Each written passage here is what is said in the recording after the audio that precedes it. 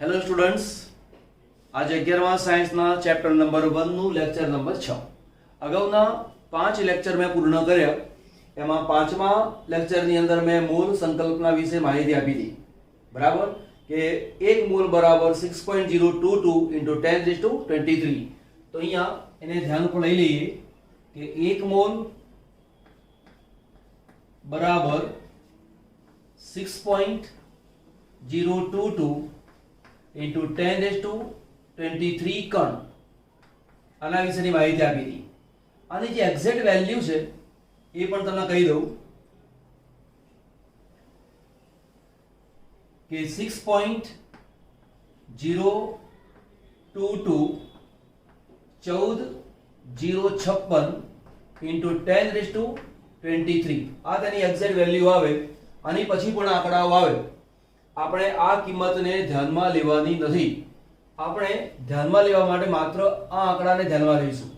બરાબર? તો આના વિશે માહિતી આપી હતી. જો તમે લેક્ચર 5 એટેન્ડ કરેલું નથી તો લેક્ચર નંબર 5 ને બરાબર સમજી લો. એની પર આધારિત ગણતરી આવશે, એ પછી સમજાવીશ. પણ આજે બહુ જ મહત્વનો પોઈન્ટ શીખવી રહ્યો છું અને એ છે પરમાણુય દળ. તો પરમાણુય દળ કહેવાય કોને? તો પરમાણુય દળ વિશે કહીશું તત્વના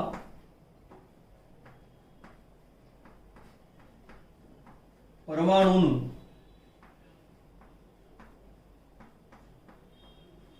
પરમાણુય દળ બરાબર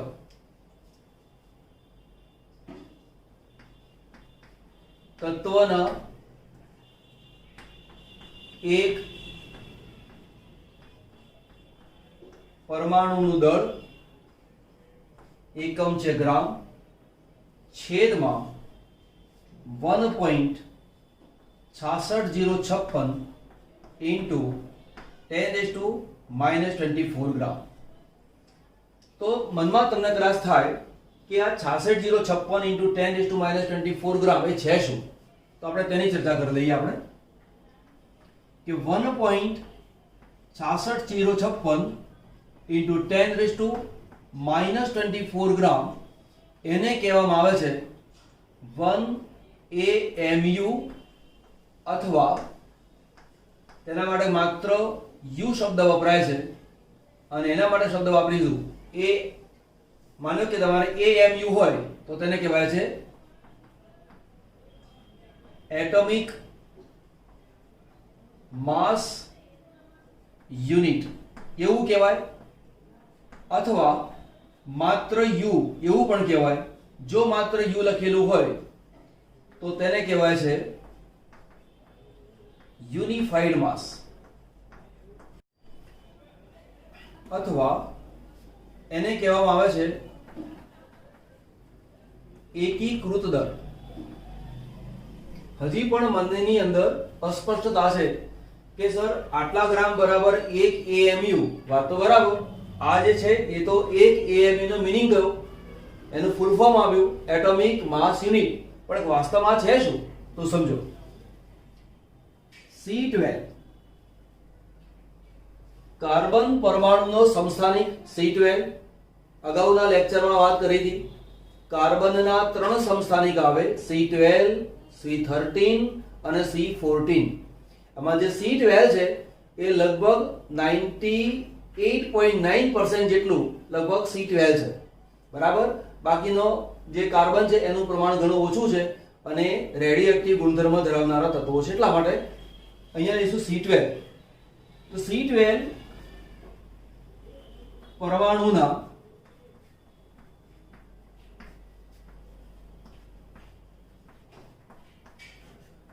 પરમાણુય દળનો 1/12 ને 1 MU કહેવાય.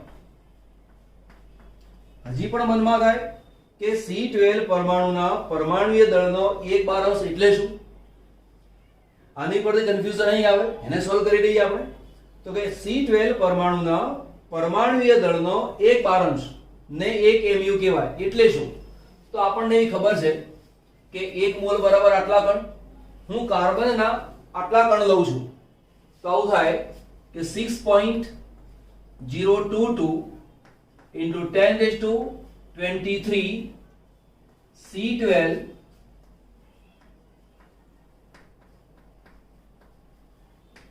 પરમાણુઓનું દળ બરાબર 12 ગ્રામ છે. આ પ્રેક્ટિકલ વેલ્યુ છે. તો આટલા પરમાણુઓનું દળ 12 ગ્રામ હોય, ધેરફોર એક પરમાણુઓનું અથવા એક પરમાણુનું દળ કેટલા ગ્રામ થાય? તો જવાબ શું આવે? 1 into 12 છેદમાં 6.022 into 10 raised to 23 equal to 1.992648 into 10 raised to -24 ગ્રામ. આટલી વેલ્યુ આવે. હવે તમે કેલ્ક્યુલેટર થી આટલા ભાગે આટલા કરશો તો તમારો જવાબ એટલો નહીં આવે. એનો જવાબ જુદો આવશે. એ જવાબ લખી રાખવું જોઈએ અહીંયા. અને એ આવે છે 1.992693 into 10 raised to -24 ગ્રામ એવું આવશે. એવું કેમ? અહીંયા આવશે 7. તો આ જે વેલ્યુ છે એની જગ્યાએ આ વેલ્યુનો ઉપયોગ કરો તો જવાબ જુદો આવે. જો આપણે અહીંયા આ જગ્યાએ આનો ઉપયોગ કર્યો હોત તો જવાબ આ આવે. ફરીવાર 6.022 એની જગ્યાએ આનો ઉપયોગ કર્યો હોત તો એક્ઝેક્ટ વેલ્યુ આટલી આવે. બરાબર?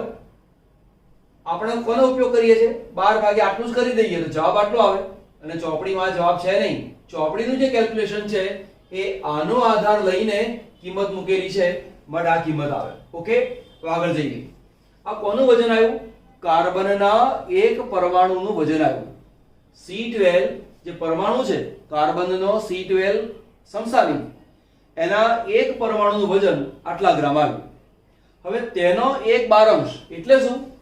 આવું કહી શકે આટલા બરાબર આટલા, બંને સરખું છે તો આવું લખી શકાય કે 1 into 12 છેદમાં 6.022 into 10 raised to 23 નો 1/12 એટલે શું? એટલે કે 12 છેદમાં એકદા લખ્યો નથી 6.022 into 10 raised to 23 ગુણ્યા 1/12. આ કેન્સલ થઈ જશે તો જે જવાબ આવે છે એ છે 1.66056 into 10 raised to -24 AMU. આ રીતે લખીશું અથવા 66056 આવશે એવું લખીશું અને જેને આપણે AMU તરીકે ઓળખીએ છીએ. બરાબર? આટલા કિંમત આવશે આટલા ગ્રામ અને એ કિંમતને આપણે AMU તરીકે ઓળખીએ છીએ. આખો પોઈન્ટ ફરી એકવાર સમજાવું છું, સમજી લેજો. 1 મોલ બરાબર 6.022 into 10 raised to 23 કણ. આ તમને ખબર છે. ઓકે, કોઈ પણ તત્વનું પરમાણુય દળ શોધવું હોય તો પરમાણુય દળ શોધાય કેવી રીતે? હજી અમુક તત્વોના પરમાણુ દળ આપણે શોધ્યા નથી. પહેલું આટલું કામ કર્યું છે કે પરમાણુય દળ એટલે શું? કે તત્વના પરમાણુનું પરમાણુય દળ બરાબર તત્વના એક પરમાણુનું દળ છેદમાં 1.66056 into 10 raised to -24 ગ્રામ. આ શું છે? તો આને કહેવાય છે 1 AMU નું મૂલ્ય. શું કહેવાય? 1 AMU નું મૂલ્ય. તો આ જે વેલ્યુ છે અહીંયા મૂકી મેં, એને કહેવાય છે 1 AMU અથવા એટોમિક માસ યુનિટ અથવા યુનિફાઈડ માસ અથવા એકીકૃત દળ. 1 AMU ની વ્યાખ્યા શું? C12 પરમાણુના પરમાણુય દળના 1/12 ને 1 AMU કહેવાય. હવે એક C12 પરમાણુનું પરમાણુય દળ તો કાર્બનના એક પરમાણુનું વજન કેટલું છે? તો આટલું. તમે આ મૂકો તો પણ ચાલે, આ મૂકો તો પણ ચાલે. 12 અને 12 નો છેદ ઉડી જાય એટલા માટે મેં કિંમત આ રાખી છે. તો કાર્બનના એક પરમાણુનું પરમાણુય દળ આટલું છે, એનો 12મો ભાગ લઈ લઈએ એટલે કે 12 વડે ભાગી નાખો. તમે 12 વડે ભાગી નાખો અને જે કિંમત મળી એ કિંમત આટલા ગ્રામ વજન આવ્યું, એને 1 AMU તરીકે ઓળખવામાં આવે. બરાબર? એટલે કે C12 પરમાણુના પરમાણુય દળનો 1/12 એને કહેવાય છે 1 AMU. એટલે કોઈ પણ પરમાણુનું પરમાણુય દળ તમારે શોધવાનું હોય તો આ સૂત્રનો ઉપયોગ કરીને તેનું પરમાણુ દળ શોધી શકાય છે. બરાબર? આપણે એ પ્રમાણે કામ કરી લઈએ. દાખલા તરીકે મને પૂછવામાં આવ્યું હોય કે હાઇડ્રોજન પરમાણુનું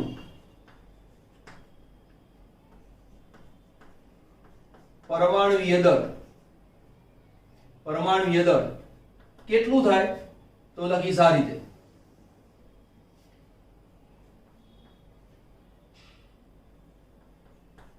હાઇડ્રોજનના એક પરમાણુનું દળ છેદમાં 1.66056 into 10⁻⁻24 આટલા ગ્રામ. આપણને શું આવશે? ગ્રામ. તો અહીંયા હાઇડ્રોજનના એક પરમાણુનું જે દળ છે એ દળ અહીંયા મૂકી દઉં છું, આટલા બરાબર. હાઇડ્રોજનના એક પરમાણુનું જે દળ છે એ છે 1.6736 into 10⁻23 ગ્રામ અને ભાગ્યા 1.66056 into 10⁻⁻24 આટલા ગ્રામ. અને આટલા બરાબર જે કિંમત આવે છે એ 1.0078 AMU અથવા 1. એપ્રોક્સિમેટલી કહેવાય 008 AMU કહેવામાં આવે. એકલું યુ લખો તો પણ ચાલે. તો આ જે દળ છે એને કહેવાય છે હાઇડ્રોજનનું પરમાણુય દળ. બરાબર? એટલે કે હાઇડ્રોજનનું પરમાણુય દળ શોધવું હોય તો હાઇડ્રોજનના એક પરમાણુનું દળ અને છેદમાં 1 AMU વડે ભાગી નાખવાનું. હવે 1 AMU ની વેલ્યુ કેટલી? તો 1.66056 into 10⁻⁻24 ગ્રામ.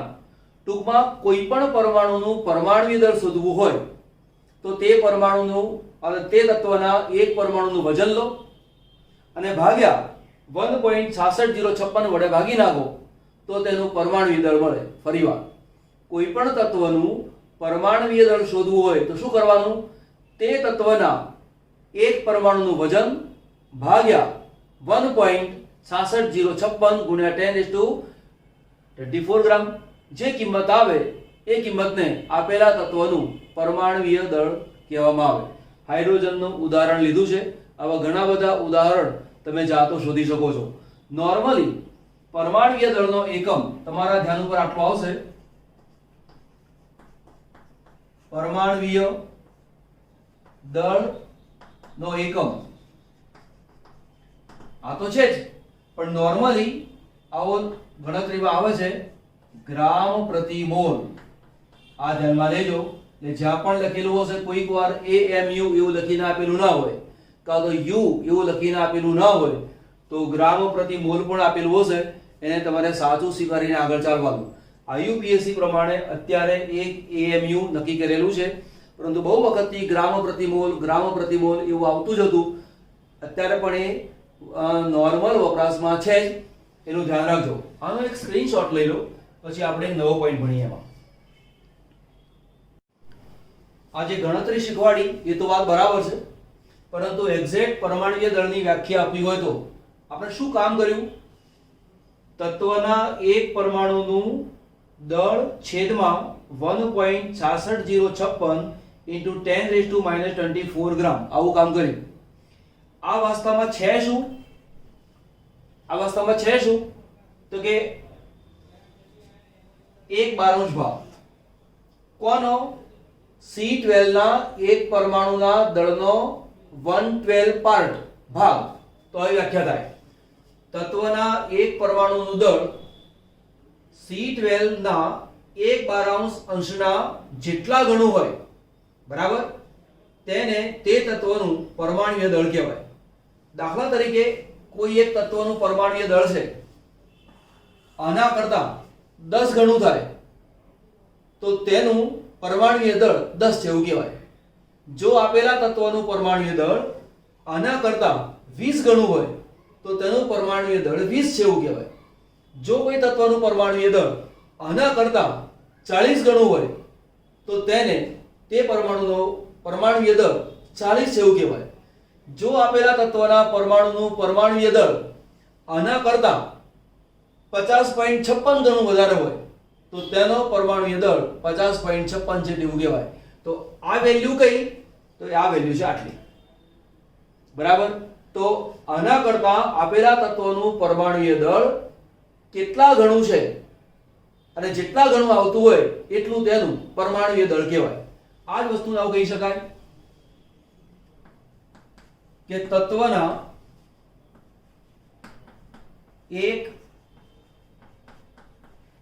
પરમાણુનું દળ 1 mu કરતા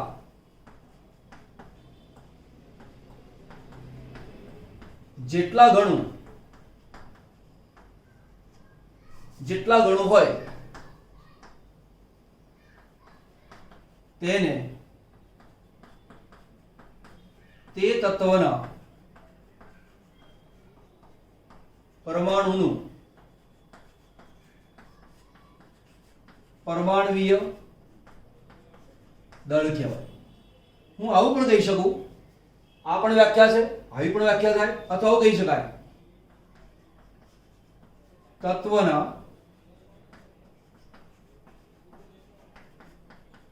એક પરમાણુનું દળ 1.66056 into 10⁻⁻24 ગ્રામ કરતા જેટલા ગણું, એ લખું છું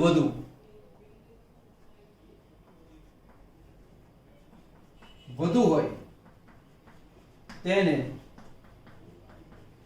તે તત્વનું પરમાણુય દળ કહેવાય. આ બધી જ વસ્તુ પરમાણુય દળની વ્યાખ્યા કહેવાય. આપણી ચોપડીમાં નોર્મલી આ વ્યાખ્યા આપેલી છે, પરંતુ આ પણ કોન્સેપ્ટ એકદમ ક્લિયર છે અને બધા જ કોન્સેપ્ટ ક્લિયર રાખવાને કારણે તમને વધુ સારી રીતે આવડી શકે. હવે એક બીજો બહુ જ અગત્યનો પોઈન્ટ કે જે આપણી જાણકારીમાં હોવો જ જોઈએ એવો એક સરસ પોઈન્ટ ભણાવું છું, એને ધ્યાન પર લઈ લો. માની લો કે આપણી પાસે હાઇડ્રોજનની વાત લઈએ, કાર્બનની વાત લઈએ, ઓક્સિજનની વાત લઈએ, તો આપણે સિમ્પલ આવું વિચારવાનું. દાખલા તરીકે મારી પાસે 6.022 into 10⁻23 હાઇડ્રોજનના પરમાણુઓ છે અને તેનું દળ મારે ગણવું છે. તો મેં શું કરી દીધું? 1.008 is approximately 1.0 એકમ લખીશું ગ્રામ પ્રતિ મોલ. તો એકદમ વ્યવહારિક ભાષામાં જો વ્યાખ્યા કરવા જઈએ તો એવું કહેવાય કે આટલા પરમાણુઓનું જેટલું પરમાણુય દળ થાય એને તે પરમાણુનું પરમાણુય દળ કહેવાય. આ તો એવું કહેવાય બહુ સાદી ભાષામાં સિમ્પલ શીખવાડ દઉં છું. આ બધા કરતા કોમ્પ્લિકેટેડ જતું રહે. એક તત્વના